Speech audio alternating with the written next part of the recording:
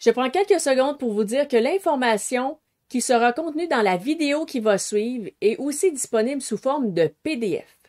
Donc, si ça vous intéresse, je vous invite à cliquer sur le lien dans la description au bas de la vidéo pour télécharger le PDF en question. Alors, je vous souhaite un bon visionnement et une bonne lecture. Dans cette vidéo, nous allons voir tous les détails sur la fiche runique de la rune Lagu. Donc, dans le PDF de Magie runique, la rune Lagu, on va voir des exemples, toutes sortes de trucs comme ça.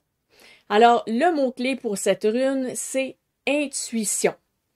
Donc, c'est la rune d'excellence pour tout ce qui est intuition, mais aussi pour d'autres choses. On va continuer, je vais voir un peu plus loin. Alors, le symbole, ce à quoi la rune est vraiment associée, c'est l'eau. L'eau, ah, étrangement, et aussi relié aux intuitions. Tout va ensemble. Jusqu'ici, tout est parfait. Intuition, l'eau, excellent. Alors ça, c'est vraiment nos mots-clés à retenir par rapport à la rune Lagu. Le son de cette rune, c'est le son L. Donc, comme on le dit, L, c'est juste qu'on va le maintenir quand on va utiliser le son de la rune. Alors, les autres mots-clés qui vont justement tout ensemble, c'est des matchs parfaits. Intuition, eau, on a aussi la résilience. La résilience, ça c'est un peu quand l'eau parcourt la terre, le sol, tout ça, les rivières, elle va passer partout. Ah, il y a des pierres, passe à côté, contourne les trucs. La résilience, c'est ça, là. C'est d'être capable de se plier, d'être flexible, de rebondir. Elle tombe en bas d'une chute, c'est pas grave, elle continue son chemin. C'est un peu ça, des exemples d'eau qui font penser à de la résilience. Donc, c'est vraiment d'être capable, même s'il y a un obstacle qui est là, on continue pareil, on trouve un autre chemin, on se retourne de côté, ça passe pas à gauche, on va aller à droite et vice-versa. Donc, la rune Lagu, c'est vraiment ça, un de ses points vraiment très forts. Et c'est aussi, un autre mot-clé, c'est la rune des dons, donc des capacités psychiques. Donc, pas juste l'intuition, mais aussi toutes sortes d'autres ressentis. Comme les gens qui vont être en pâte, bon, vont ressentir les émotions, mais vont ressentir aussi les ambiances des lieux. Donc, quelqu'un qui arrive dans un lieu qui ressent toutes sortes de trucs, ben, il va être probablement il va ressentir quelque chose, un lien par rapport à cette rune, parce que cette rune, elle parle aussi de tous les dons. Bien sûr, ça peut être des dons plus psychiques, qui vont un peu plus mentaux que du ressenti, mais c'est pas grave, de manière générale, les dons, donc les capacités ésotériques, ou comme on pourrait l'appeler, le sixième sens. Donc, toutes des synonymes comme ça, ce serait bon. Alors, les couleurs de la rune, ce sont le bleu ciel et le vert foncé. Donc, normalement, on va les utiliser séparément. Donc, si vous la tracez, vous pouvez la tracer bleu ciel, vous pouvez la tracer aussi vert foncé. Donc, ça va être super. Et moi, comme j'ai appris les runes, ça disait que les couleurs d'Odin étaient bleu foncé et violet. Donc, moi, j'y vais avec ça, mais on peut y aller avec un beau bleu ciel ou un vert foncé. Ça va être parfait pour la rune Lagu. Maintenant, pour un exemple en magie écrite. Alors, ce qu'on peut faire, on peut tracer la rune Lagu dans, par exemple, un journal personnel, un journal intime, mais pas un journal quotidien où est-ce qu'on raconte aujourd'hui j'ai fait tel truc, je suis allé là, mes impressions, les voici, mes sentiments, des trucs comme ça. Mais plutôt vraiment un journal personnel, un journal un peu plus intime, un journal où est-ce qu'on se confie, peut-être où est-ce qu'on se libère, là, on ventile, là, comme on dit, là. Donc ça, on pourrait la tracer dans un type de journal comme ça parce que ça va nous aider à passer à autre chose. Ça va nous aider à laisser derrière là, ce qu'on n'a plus besoin. Comme l'eau qui passe dans une rivière, là, elle revient pas tant dans la rivière parce que quand elle va finir par arriver probablement peut-être à une source peut-être un peu plus restreinte ou sinon carrément dans l'océan, mais là, par évaporation, elle va redevenir de la pluie, elle va retomber et là, elle va retrouver un autre cours d'eau quelconque, mais elle passe à autre chose. Elle reste pas en place. L'eau dans la rivière reste pas en place. Et même quand elle a fait tout son chemin, peut-être qu'elle va revenir en goutte d'eau, là, exactement dans la même rivière, mais elle reste quand même pas en place. Elle passe à autre chose. Elle passe au suivant. Donc, cette rune-là, ben, va pouvoir nous accompagner dans les confidences qu'on va écrire. Je me sens comme ça va pas. Et ça se peut qu'en écrivant, on soit inspiré, qu'on voit des choses qu'on n'avait pas vues dans la situation qu'on décrit. On dit, ah, je me sens pas bien comme ça. Ah ouais, mais c'est vrai que tel truc. Ou réaliser, ah, j'avais pas vu ça comme ça. Donc, elle peut nous éveiller. C'est quand même une rune d'intuition, de ressenti. Ça se peut qu'on voit les choses un peu différemment. Elle va nous accompagner aussi d'un côté plus émotif, vu que son symbole, c'est le symbole de l'eau. L'eau est aussi reliée aux émotions. Donc, ça peut faire un beau ménage, un beau laisser-aller, un beau lâcher-prise sur qu'est-ce qu'on vit de négatif et qu'on aurait envie de confier à, justement, un journal intime, entre autres. Puis, en même temps aussi, puisque c'est une rune de résilience, eh bien, ça va nous aider aussi à traverser des épreuves. Donc, pas besoin d'écrire un journal. On peut aussi méditer sur les problèmes qu'on a, faire appel à l'agu, que ce soit par visualisation, on voit la rune, dire son nom, le son, la faire avec notre corps. Et puis là, on peut demander sa résilience. J'ai besoin de lâcher prise, j'ai besoin de passer à autre chose. S'il te plaît, aide-moi. Et là, on va voir, on va se laisser inspirer les solutions par rapport à ça. Sinon, dans une visualisation, ce qu'on pourrait faire, donc on fait une méditation, on se vide l'esprit, tout ça. Ensuite, on fait appel au pouvoir de l'agu. Donc, on l'interpelle, disant son nom, la voyant, toutes sortes de choses comme ça, comme on a déjà dit. Et là, on va lui demander l'inspiration ou l'intuition, mais cette fois-ci, non pas sur des problématiques, mais plutôt sur des choses qui nous inspirent, des projets qu'on a envie de faire, qu'on a envie de vivre, des choses qu'on a peut-être sur notre liste, qu'on veut faire un jour. Comment est-ce que je vais réussir à faire ça? Ou si c'est un projet créatif, ben d'avoir plus d'inspiration. Ah, quelle bonne idée est-ce que je pourrais avoir pour faire tel truc, tel truc? Qu'est-ce que je pourrais faire d'autre, de différent, de nouveau, de meilleur? Et là, on se laisse inspirer les réponses que l'agu va nous envoyer. Donc, pour toute chose qui nous tient à cœur, qu'on veut faire évoluer, ça pourrait même aussi, pas nécessairement être un projet, ça peut être dans une relation. Donc, dans une relation avec quelqu'un, on dit « Ah, je me sens bien avec cette personne, j'ai vraiment du plaisir, tout ça, j'aimerais ça faire évoluer. J'aimerais ça recevoir des idées, d'inspiration, quelque chose de pétillant, d'amusant, tout ça. Et là, on va recevoir l'inspiration par rapport à ça. Donc, ça peut aller dans plein de directions. À vous de voir comment vous allez vouloir l'utiliser. Maintenant, un exemple en magie gestuelle.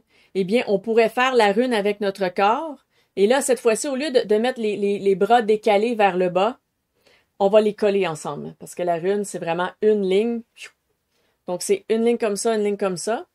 Donc, quand on la fait avec notre corps, c'est vraiment les deux bras vont être collés, dirigés à 45 degrés vers le bas. Et les bras, c'est ça, sont parallèles. Quand on fait Enzur, ça va être décalé, mais là, cette fois-ci, ils sont parallèles. Et on pourrait faire ça, par exemple, ça se fait super vite.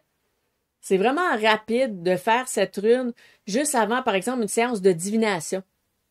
Donc, on veut avoir des résultats qui vont être plus justes, qui vont être plus clairs, avoir des meilleures visions et justement décupler nos dons. Peut-être on veut activer nos dons. On s'apprête à faire quelque chose. Donc, dans le contexte d'une séance de divination, on veut tirer les cartes, les oracles, les tarots, les runes, même, mais oui, pourquoi pas, on peut faire appel au pouvoir de l'agu pour justement avoir des meilleures divinations runiques. Donc ça se fait très bien. Donc, avant la séance, on peut incarner la rune gestuellement avec le corps, avec les mains. Et comme ça va activer son pouvoir et ça va aussi activer notre intuition, notre manière de percevoir qu'est-ce qu'on va voir dans les cartes. Si on regarde une carte, par exemple, on se dit, ah, je sais pas trop qu'est-ce que ça veut dire, mais là, on a pris le temps d'appeler le pouvoir de l'agu avant. On la regarde, puis on ressent, ah, ok, oui, je comprends où est-ce que ça s'en va, la carte. C'est bizarre que j'ai pigé cette carte-là dans ce tirage-là, mais non, je comprends pourquoi. Il y a quelque chose de particulier. Donc là, on va être capable de le percevoir. On va être capable d'aller plus loin dans nos tirages, de comprendre des choses un peu plus ou d'avoir des intuitions, de dire à la personne, ben, cette carte-là est sortie, mais j'ai l'intuition que si tu fais tel geste, ça pourrait, par exemple, c'est une carte négative, on pourrait dire, ça pourrait, si tu fais tel geste, mon intuition me dit que tu peux éviter ça. Ça s'évite, ce tirage-là. Moi, ça m'est déjà arrivé, j'avais tiré quelque chose de négatif à quelqu'un, puis je lui ai dit, mais regarde, agis différemment et fais ceci, ceci, cela, pour faire en sorte que la situation ne soit pas négative comme le tirage a été. Donc, c'est vraiment une intuition qui m'est montée. Je lui ai dit, regarde, je te propose, peut-être tu pourrais faire ça, ça, ça. Malheureusement, la personne n'a pas suivi mes conseils. Qu'est-ce qui est arrivé? Le tirage s'est réalisé. Et oui, il y a des gens qui veulent des tirages, mais quand on leur suggère des trucs pour éviter le pire, ils peuvent pas s'empêcher de se rendre jusque-là. Bon. Vous me direz, c'est le dessin? Non, pas tant, parce que les tirages de cartes, que ce soit les tarots, les oracles ou même les runes, on peut toujours changer qu'est-ce qui sort dans le tirage parce que la voyance et la divination, ça décode les chemins vers lesquels on s'est engagé. Donc, si je m'en vais par là, les runes vont me dire, tu t'en vas par là. Mais là, si je dis, ah oui, je m'en vais par là, oh non, mais moi, je voulais aller par là. Donc, ben là, j'ai juste à changer, je vais aller par là. Qu'est-ce qui va arriver? Le tirage ne sera plus valide. Et quand je vais repiger les runes, une fois que je vais m'en aller dans l'autre direction, et là, le tirage va être tout différent. Là, ça va me dire, OK, là, tu vas vivre tel truc, tu vas vivre telle chose. Les tirages évoluent selon nos choix, mais parfois, les runes, les cartes et tout outil divinatoire, dans le fond, nous dit le résultat du chemin vers lequel on se dirige ou sur lequel on chemine présentement. Donc, qu'est-ce qui est vraiment au bout du chemin sur lequel je suis en train d'avancer? Ce qui va arriver, c'est ça. Mais moi, je peux changer à ce moment-là. Donc, ça peut être excellent d'appeler l'aiguille avant des tirages pour vraiment les décoder, toutes les subtilités de ça, parce que nos choix sont vraiment entre nos mains. Si, par exemple, on pense à des runes comme la rune du destin, bon, là, le tirage va plus venir dire le chemin est pas mal scellé. Il y a peut-être moins d'actions qui va être possible de faire. Mais la rune du destin, c'est aussi la rune des tisseuses du destin. Donc, il y a toujours moyen de parler peut-être à ces entités-là qui vont pouvoir nous guider, nous dire, mais pourquoi est-ce qu'on peut pas changer ça? Ça se peut que ce soit un choix qu'on a fait dans le passé, là, qui peut pas tellement se défaire parce que là, c'est vraiment la conclusion, mais après, on va pouvoir faire des choix. Donc, parfois, c'est ça. Si on tombe sur la rune du destin, c'est probable que ce soit ça. Mais si c'est n'importe quelle autre rune, on peut changer. Il n'y a pas de problème. Si vous voulez vous aider à percevoir les petites subtilités de ça, les changements possibles, l'aiguille pourrait aider avant une divination. Et aussi, ce qui tombe vraiment bien, c'est que c'est aussi la rune des dons.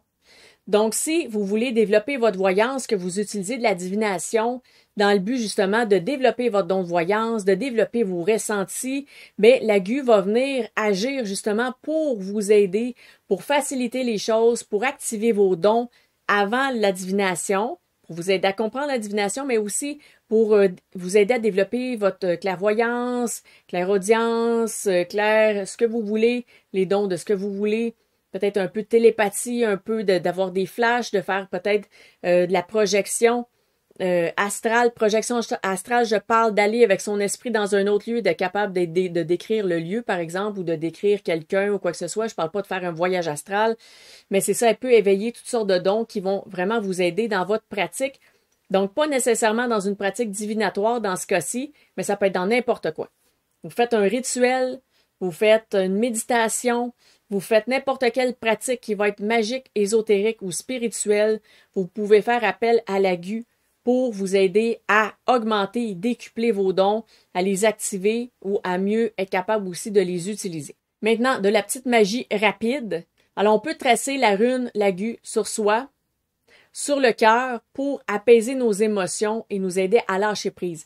Ça, c'est super pratique quand on est dans une situation parce qu'on a été confronté à une personne négative. Et là, on fait « Ah non, je suis resté avec une charge. Je veux lâcher cette charge émotive qui me nuit. » On dit n'importe quelle phrase qui vient à l'esprit selon le cas, la situation, la personne. Mais on veut dire « Je lâche prise sur peut être de la rancœur que cette personne m'a causé, je lâche prise sur les tourments que cette personne m'a causé. Bref, n'importe quoi que vous avez ressenti, n'importe quelle émotion qui est arrivée, qui est négative et que là vous gardez, vous n'êtes pas capable de vous en débarrasser. Je veux passer à autre chose, je veux pas penser à ça tout le temps, je veux pas me sentir comme ça tout le temps, je veux me débarrasser de ça. L'aiguille sur le cœur. Ça peut être super facile, c'est facile et c'est rapide à faire et ça se fait dans n'importe quelle situation, ça va vite, c'est super pratique. Et si vous travaillez en magie élémentale, ben c'est vraiment une petite astuce, un petit atout que vous allez pouvoir ajouter quand vous travaillez avec l'élément de l'eau. Donc, l'élément de l'eau, comme on a vu, c'est l'élément des émotions, c'est l'élément de l'intuition, mais aussi des dons en général.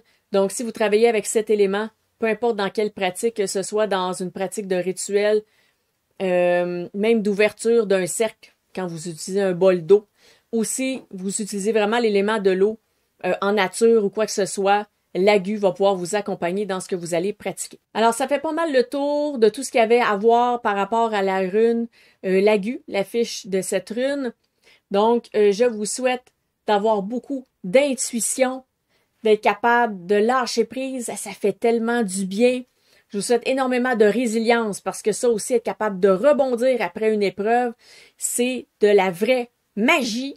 Mais c'est ça, c'est de la magie réelle ou de la magie peut-être psychologique, mais pour moi, c'est vraiment de la pure magie. Ça fait du bien. C'est nécessaire à une vie d'avoir un échec et d'aller de l'avant et de continuer à aller de l'avant, toujours garder espoir.